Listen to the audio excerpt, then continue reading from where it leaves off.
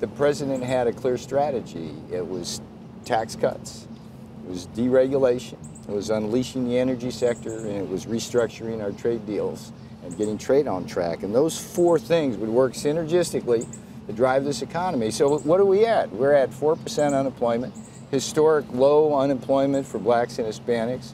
We've got investment off the charts, manufacturing optimism at the highest level in history, strong economy, strong stock market, and 25,000. Yeah, but the fourth leg of the stool you were just talking about is trade, and as anyone would point out, that could be the bugaboo, that could be the wrench in the works, that could be the fly in the ointment, that could be the headwind that takes away from all this other great stuff. And you've been probably the most hawkish about pursuing that. Are you sure this is the correct strategy? Because very few people on either side of the aisle agree with this strategy. So a couple things. I mean, in terms of the data points, if you look at what's happened since the president courageously put on tariffs on solar, dishwashers, steel, and aluminum, what we've seen is a massive influx of investment, both domestically and from foreign sources, into those industries here, so that now we'll be building those products with American hands. Would you know if the supply chain is disrupted in the other areas of that? You don't know net whether there's a job loss or a job gain based on some of those initiatives, do you? We watch that very carefully. You're going to have Kevin Hassett on later, who's the chairman of the Council of Economic Advisors. We look at the chessboard, and here's the thing, Joe. If you go back to 2002, the year after China joined the World Trade Organization, and you just fast forward for 15 years, what we know is what bad trade deals do is that they close over 70,000 factories, they offshore over 5 million manufacturing jobs.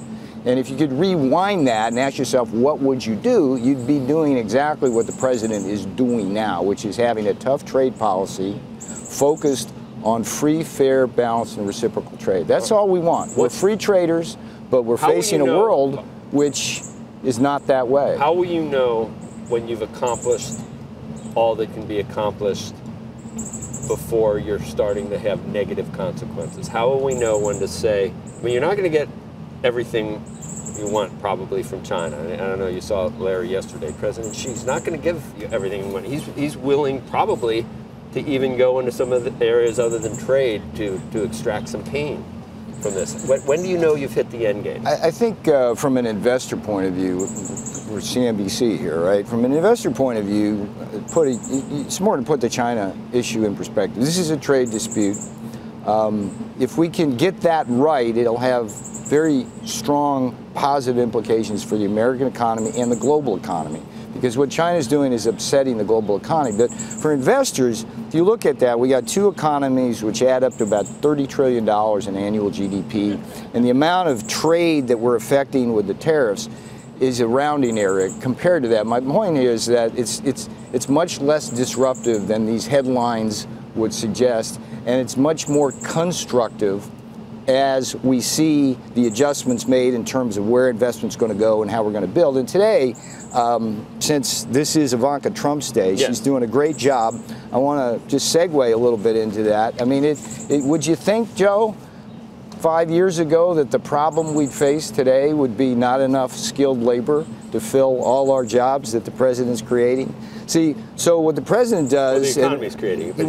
Well, I think it's what the president's creating with his policies. I used to argue with the previous administration about who was creating the jobs. Well, so we got to be again, I go back to the day after the election where I said what the president was doing: deregulation, the economy is tax humming, cut. and I mean, the president's policies and have.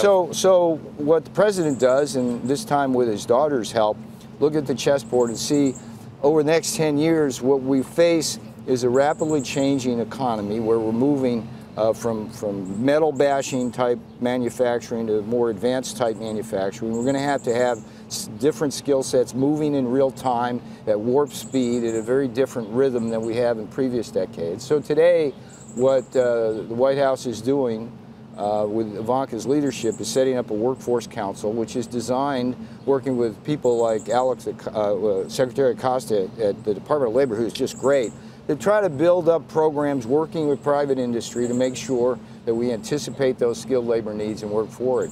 And the statistic that I'm most happy about in terms of this administration going back to the campaign. We said during the campaign that there were millions of Americans discouraged, sitting on their couch, not being counted in the labor force.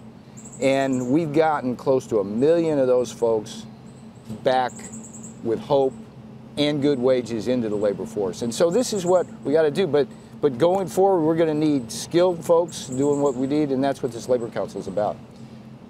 The participation rate is a problem, and it's coming up. It is, and there's, I don't know what percentage are able-bodied people that want to work that don't have the skills, but it's a finite, it's a big number. I mean, we've got opiate problems, we've got all kinds of things that factor into it that we haven't thought, you know, aging population. And by the way, but there are able-bodied people that just don't have the skills for this economy, and we need.